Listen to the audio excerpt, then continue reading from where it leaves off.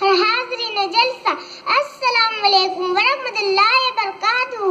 آپ مجھے جس موضوع پر تقریر کرنے کا موقع ملا ہے وہ ہے حضور صلی اللہ علیہ وسلم بحیثیت صادق۔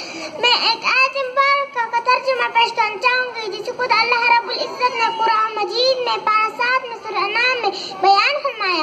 ہم جانتے ہیں محمد صلی اللہ علیہ وسلم ان لوگوں کی باتیں تمہیں غمگین کرتی ہے، بے شک وہ تم کو جھٹلاتے بلکہ ظالم اللہ کی آیتوں کا انکار کرتے۔ صداقت صدق سے ہے جس کے معنی سچ بولنے کے ہے، جو شخص سچائی کے کمال کو پہنچ جاتا ہے وہ صدیق کہلاتا ہے۔ آسام ہنسی وقات جانتے ہیں کہ میرے حبیب کو نبوت سے سرفراز ہونے سے قبل صادق و امین کا لقب ملا۔ اس جہالت کے دور میں جہاں چاروں طرف ذلت و پستی میں لوگ گرے ہوئے تھے، حبیب پاک صلی اللہ علیہ وسلم کے پاس لوگ بڑی بڑی رقمیں قیمتی سامان بطور امانت رکھواتے تھے۔ میرے محبوب کی صداقت کا یہ اعلان تھا کہ ابو جہل جو اسلام کا سب سے بڑا دشمن تھا کہتا تھا محمد صلی اللہ علیہ وسلم ہم آپ کو نہیں جھٹلاتے لیکن تم جو تبلیغ کرتے ہو ہم اس کو جھٹلاتے۔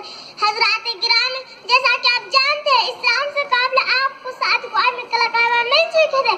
حضرت خدیجہ رضی اللہ تعالیٰ عنہ جو مکی کی امیر ترین خاتون ہے، ہر بیوہ ہے، آپ کی صداقت و دیانت کا شہرت آج سے سامان تجارت شام لے جانے کی درخواست کرتے ہیں جس سے منظور فرما لیا جائے۔ میں اس طرح کے ساتھ بسرا تشریف لے جاتا ہے، میں اس طرح آپ کے اخلاق و موقعہ کا مشاہدہ کرتا ہے اور مالک آپ کو بتاتا ہے۔ آپ کے اخلاق سے خدیجہ کو پورا پہلی آگاہ ہے۔ جب میں سران تصدیق کر دی تو مکمل اختیارات کاروبار آپ کے حوالے کر دی۔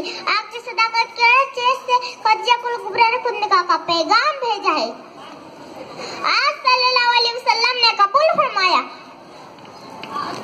خلیق آئے کریم آئے رؤوف آئے نہیں مائے، کہا قرآن نے جس کو صحاب کھل کے عظیم بشر بن کا جمال اولین صلی اللہ علیہ وسلم آئے، متاع صدق لے کر صادق الوعد و امی آئے۔ میرے نبی نے اپنی تمام حیات پاک صدیق کے طور پر گزاری۔ آپ کی حیات طیبہ صداقت کا کامل نمونہ تھی۔ آپ صلی اللہ علیہ وسلم کی حیات طیبہ کا فعل و قول صداقت کا مبنی تھا جو ہمیں صداقت کی راہ پر گامزن کر کے صدیق کا مقام عطا کرتا۔ اب میں اجازت چاہوں گی اس دعا کے ساتھ کہ اللہ کے رب العزت ہمیں صحیح طور پر اپنے نبی کے افعال و عمل پر عمل کرنے کی توفیق عطا فرمائے اور سچے امتی محمدی بنائے اور صدیق کا مقام عطا فرمائے۔ اللہ ہمارا حامی و ناصر رہے۔ وہ آخر دعوانا الحمدللہ رب العالمین۔ خدا حافظ۔